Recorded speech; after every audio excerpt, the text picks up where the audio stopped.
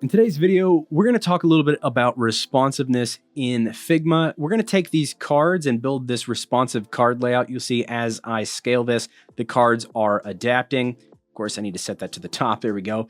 And then we can set this to a mobile layout just by adjusting it to a vertical auto layout there. And we can even customize these cards. So let's say we want to make this one taller, a few quick adjustments, and we have a unique layout here. Maybe you want to add some more of these in here and have them at different sizes. We have so much control over this, and it's completely responsive. That's what we're going to be taking a look at in today's video. Let's go ahead and get started.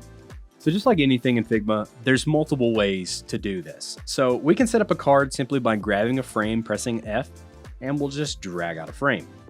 And we do this instead of a rectangle because if we start adding text here, it's nested inside of this. So if I just add some text there, you can see we have our frame and it's nested. Whereas if I just stick this text over here, if I move my rectangle, we would have to group these two together to keep them together. So we don't want to use that. We want to start with a frame. And let's say we have this up in the top left corner. And just for a visual, I'll put something else down here in the bottom right.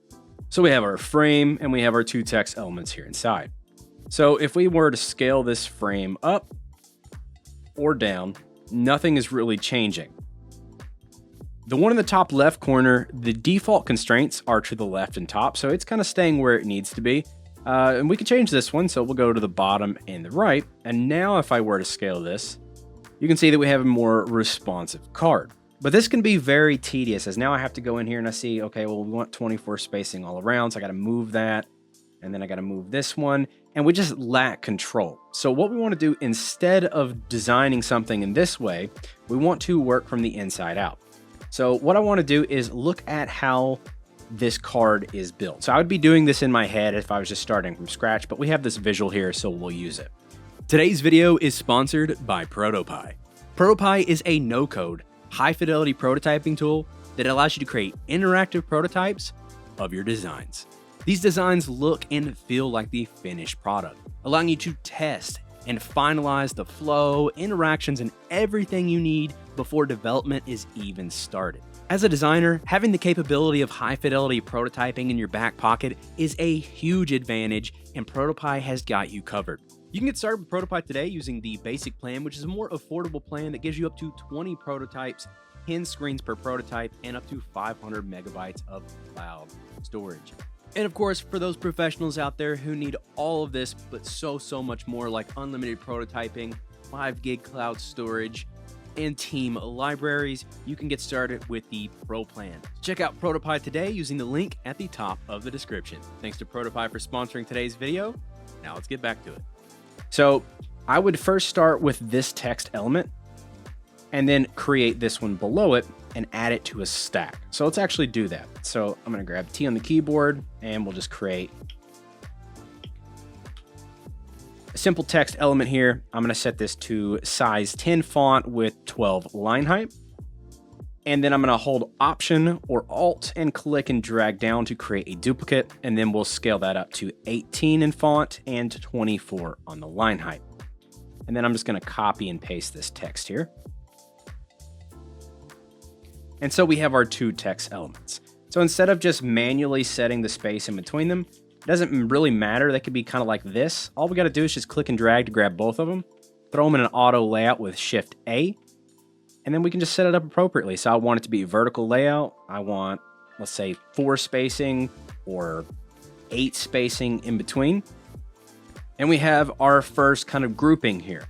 Then we have this grouping down here in the bottom right. So then what I would do next is I would just create another text thing here.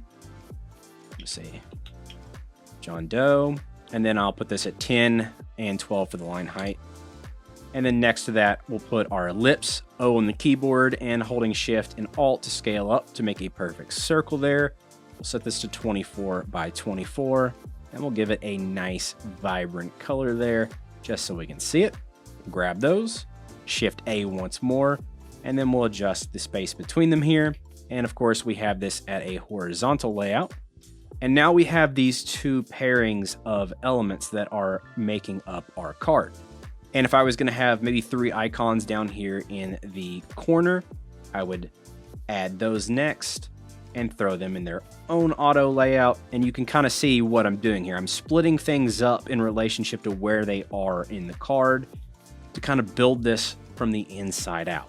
So now that I have all of my elements here, I'm going to click and drag Shift A once more, and that's going to throw this in an auto layout.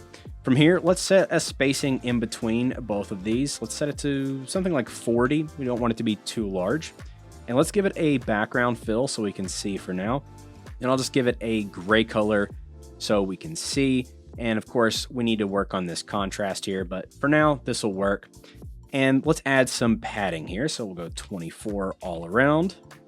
And then maybe we'll add 12 to the corner radius. So right now we already have a pretty decent looking card, and all we have to do is make some simple changes and we have a completely responsive one. So if you see I scale this in, it's not really doing what we want. So what we want to do is we want to look at the children now. So we have these two frames here. We have this top one and this bottom one. This first one, what I wanted to do is I want to go to here on the width. I want it to fill the container. So it's going to stretch to fill out the entire frame. So as I scale this out, you'll see that that box grows. And I want to do the text inside of that the same way. So grabbing both of those, I'm going to go to fill container, and now they're going to stretch to fill out that container. So now as I scale this in, since it's stretching to fill the container, it's just wrapping the text really nicely. Now, since we have this aligned in the top right, it's got the John Doe here in the right. If we were to, for some reason, we needed this to be aligned to the left, we could do so. We have so much more control with this element now. So if I wanted to make several versions of this card, I could easily do so. So let's make another one, and this one will have a few smaller ones together like this. And then maybe we have some stretched out vertical ones like so, maybe for a review section. And then maybe you want a bigger one for like a huge section. So you notice now the John Doe is not dropping down, and that's because all we got to do here, double click on that, or you can hit X on your keyboard and it will space that in between by setting this to auto. So it will stretch this to fill this frame.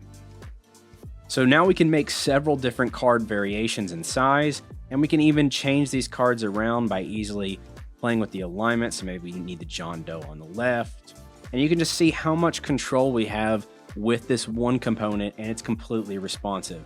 If I just delete all these real quick and I take 2 of these or even 3 of these, throw them in their own auto layout, set the spacing to like, let's go with 24. And then I'm going to select each one of the cards holding shift and set them to fill the container just like we did before. They're going to stretch and expand to fill out this section. Give it a nice background fill here. Give it some spacing on the sides, maybe 80 and 80. Let's center line that. And then we'll update these black colors to match our design. And we have the exact same section we created up here. Real quickly, I just threw together this more complex card. It's following the same exact structure. We have these different layers with auto layout on them. So this is housing these 2 texts. It's got some space in between here. And then I have another auto layout that's got this link group with that one with 12 space in between.